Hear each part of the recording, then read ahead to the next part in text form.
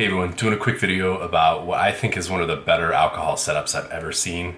It's 3 ounces, but it's still durable, it's still efficient, it's still fast, and it's still simple. It weighs in at 3 ounces, so I'm gonna get into it. The first kind of part of the video is gonna be about kind of the stove itself or the system itself. And then the second part of the video is going to be about like the reasons behind it. If you watch my channel, I'm always about, why am I picking this stuff? So let's get into it. Okay, here's the system. I use a little teeny 8-ounce water bottle for my fuel. So it doesn't nest inside the cup, but this 2-ounce kind of Nalgene thing will nest inside that. If you want to use that, you can get about 4 meals out of just that amount of fuel. But yeah, so first off is the Ruta Liqueur lid. It's about 0.3 ounces. It's worked really well. I've used it for, I think, 2 or 3 years as a lid replacement. It's got a nice little hole on top, but it's very, really functional. It fits well on top. Okay, next is the titanium windscreen from Chiwiz. This is a really nice windscreen.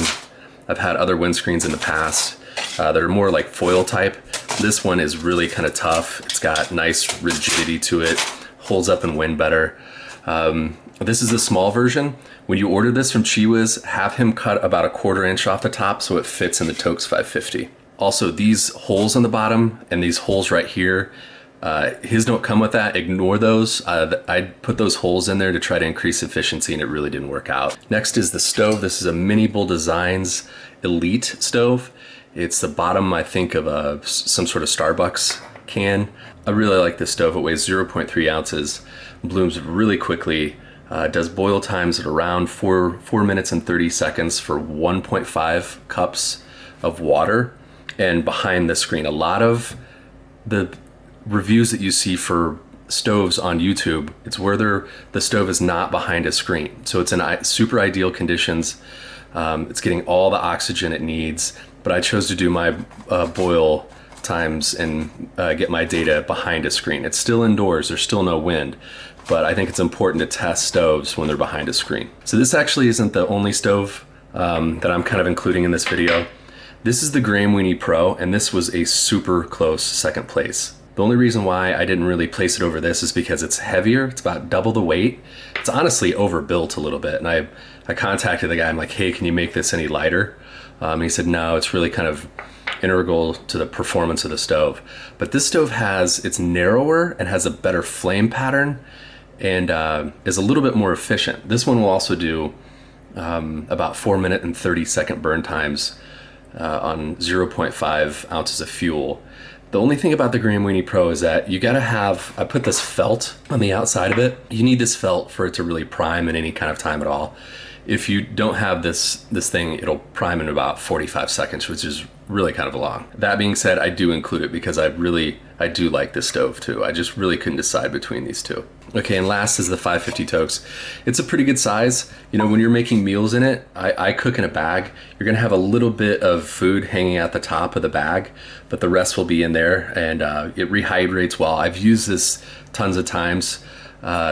It only weighs 1.5 ounces, has a nice lip on the outside. Honestly, I was trying real hard to hit as light a weight as possible, but in retrospect, you could really get the 550 Toaks ultralight with the handles, and it's not a big deal. If you wanted to go super ultralight, just take the handles off. So I'll put a link below to both of those types of cups, but I really do think the handled version is totally okay in this setup. So here it is all together.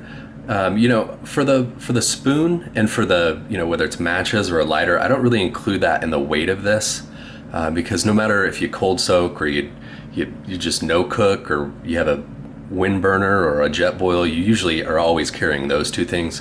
So that's why I've kept those two parts of the kitchen out of it. So that's kind of the first part of the video where I just talk about what everything is. Now we're gonna get into the why. If you watch my channel at all, I really like to talk about why I picked different things. So let's get into that. So I guarantee you in this video, in the comments somewhere, somebody will be like, why not just the BRS 3000? It's the lightest canister setup you can get. It's great, I love it.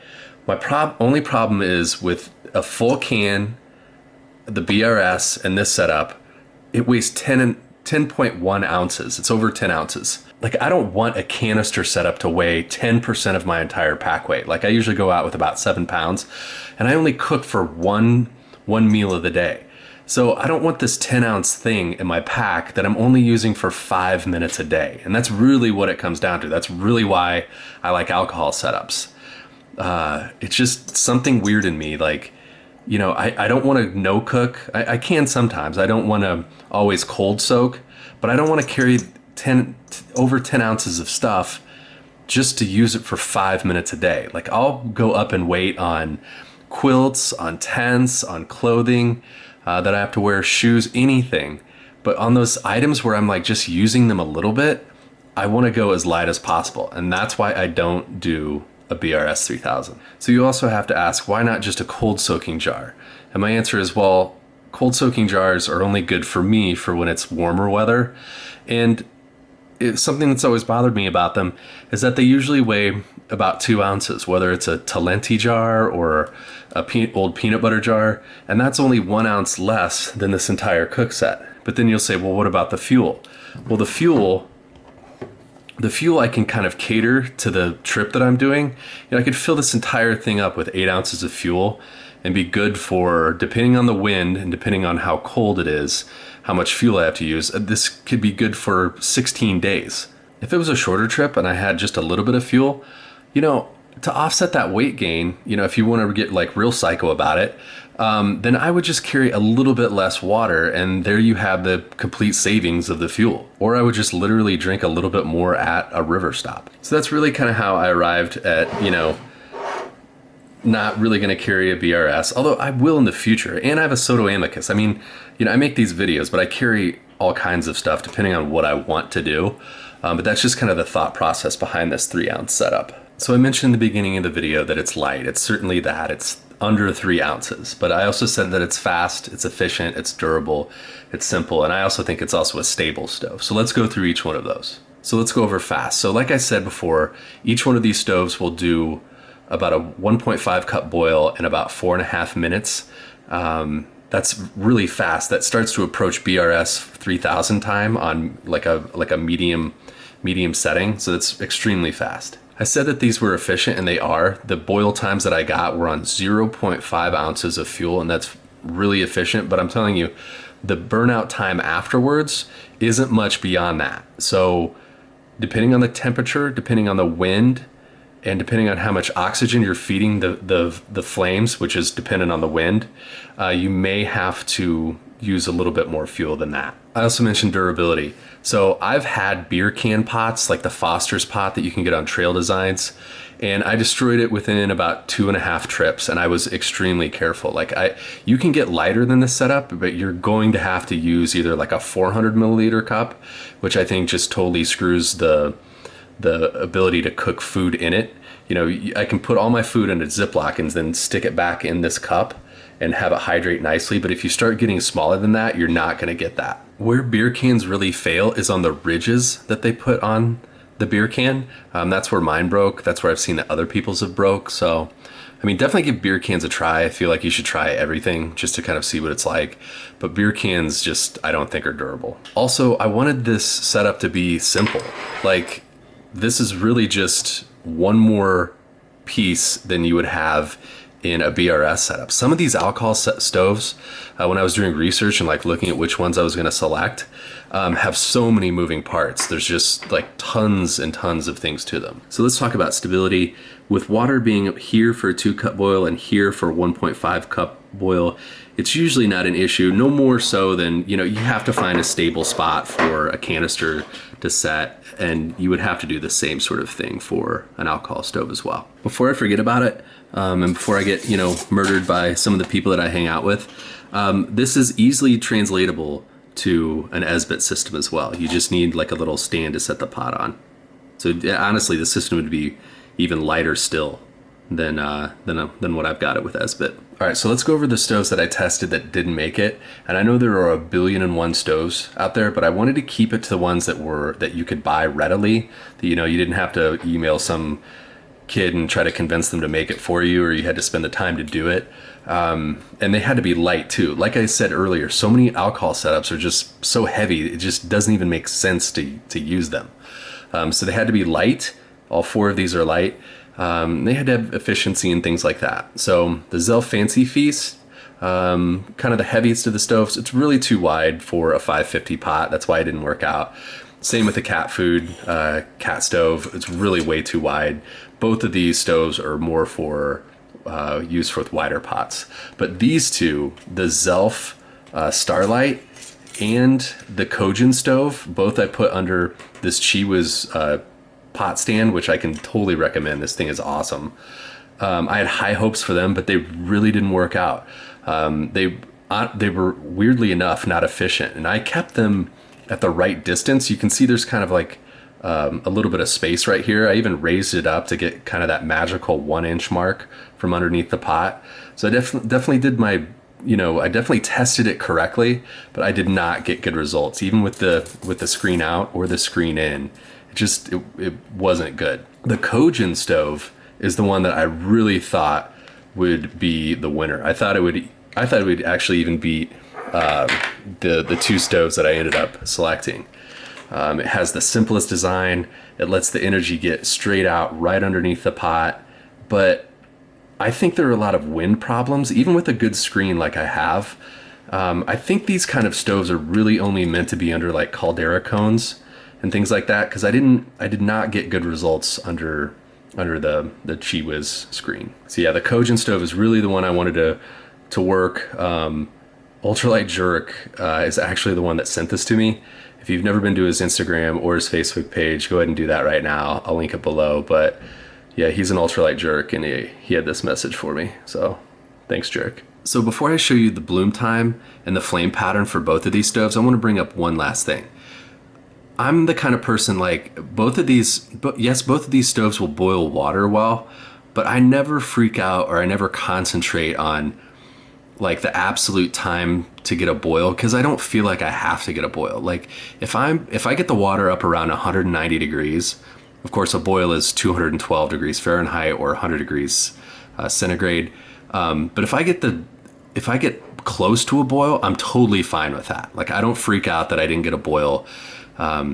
Even after you're done rehydrating the food, it's still really warm food. I think I should have wrote this down, but I think the data I have on it is if you get to a 212 degree boil and you rehydrate food, 10 minutes later, once it's rehydrated, it's still somewhere around like 150. So that's like still really hot food. So I don't really go nuts about whether I get to a boil or not. Okay, so for both of these, let's look at the time to bloom and the flame pattern. Okay, so let's do the Mini Bull Elite. I've primed it with about what I would prime it with. So let's see what the bloom time is like. It's kind of hard to see. This one blooms really well. And for anybody wondering, this is not what I tested on, and I did test with the screen closed. So you can see it's already bloomed. So it's awesome bloom time. So let's turn out the lights so you can see it a little bit. So this stove is a little bit wider than the Graham Weenie, which I don't like. But the pattern's good, nice blue flames. This stove is a little bit more fuel hungry. I don't like that about this stove. I said it performed well in the first of the video, and I still believe that, but it is very fuel hungry. So the more open you can keep the screen, the better performance you'll get. Notice both of these stoves are the side jet type of stoves, and I think I saw in my testing that those were the best. Okay, so here's the Graham Weenie, and like I said, the only two knocks on this stove are the bloom time and the weight. So let's look at the bloom time on this one.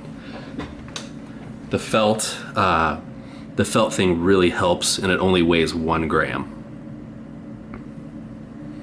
So bloom time.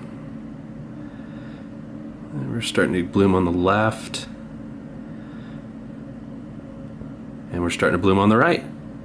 So honestly, that's not too bad. Yeah, they were bloomed. That's not too bad, honestly.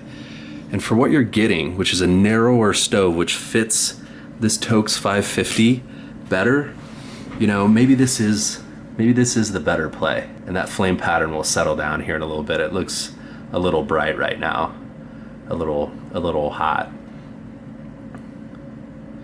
But that's just the residual alcohol burning away. So Yeah, in many ways, this is the better stove. I feel like it has a little better pressure coming out of the jets as well, but that's totally anecdotal. I can't, like prove that. Yeah, so here the flames have settled down and it's pretty much what you're gonna see. So it fits the pot really nicely. Okay, so while we're watching the Graham Weenie Pro kind of boil, I wanna talk about the two drawbacks to this alcohol system. In the Mountain West, there are several national parks where you cannot use alcohol stoves. You must use a canister stove. So it's kind of a problem for this system. But there's a couple ways around it if, say, you wanted to use this for a through hike. The first thing you could do is just in those areas, just no cook. Take tortillas, put tuna in them, put packets of chicken in them, and don't even cook at all, which is honestly a really good way to do it as well. The second thing you could do is Ziploc cold soak inside the cup itself. And I'm gonna experiment with these rubber tops that have held pretty well. I'm kind of skeptical about them though. But you could either like Ziploc cold soak with this on top to kind of like help it keep it like secured down. That's another option. The second problem with these stoves is something I've already talked about, and that's the battle between protecting the stove enough that it gets good heat and wind doesn't blow heat off the pot. But when you close up a screen, you're limiting oxygen. And as we all know, oxygen is needed to combust the fuel. So in ideal conditions, keep the screen as open as possible, okay? And then just know that on days where it's a little bit windier and you have to completely close this screen up, you're going to have to use more fuel. You're not gonna get a boil on 0.5 ounces of alcohol on a really windy day. So on really windy days, just mitigate the wind as much as possible. Get behind windbreaks, get in your vestibule of your tent, do anything you can, but you're gonna have to use a little bit more alcohol on days where it's really windy. And that's kind of a drawback. People try to put a tag on alcohol stoves as finicky in that way without understanding the reasons why they're getting different results from in their testing places in their house versus out in the field. So that's it. That's my take on what I think is the best an alcohol system can be.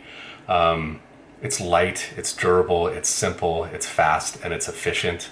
Like I just said, it's not a perfect system. It's got those two drawbacks, but it's still a pretty good setup. I'll use it. I'll still use the BRS. I have a Soto Amicus that I know I'll use. If I'm going to like Iceland in the summertime and I know it's like windy every day, there's no way I'm carrying an alcohol stove. There's no way I'm carrying a BRS. It's going to be a Soto Amicus. But for now, this is exactly what I'm going to carry whenever I can, because like I said, I don't like the idea of carrying a 10-ounce cook set for when I'm going to use it for 5 minutes a day. It just never makes sense to me. So I know this video is going to bring out all the alcohol stove crazies. So please let me know what you think I made mistakes. Definitely, if you never check the comments section, check the comments section of my video. There's probably going to be some good videos of people saying, "Hey, you should have tried this stove," which I love. Like, you should tell me if there's something better out there. I always make mistakes in my videos, so look for annotations and things like that. And thanks for watching. Like and subscribe, and I'll see you in the next video.